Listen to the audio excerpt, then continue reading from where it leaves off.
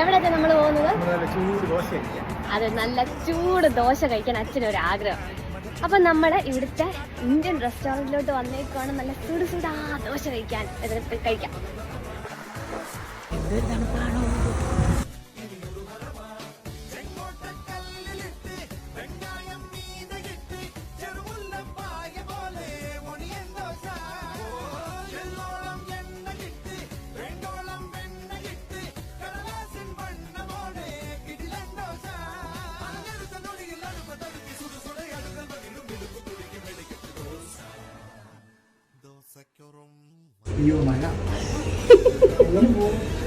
പെട്ടു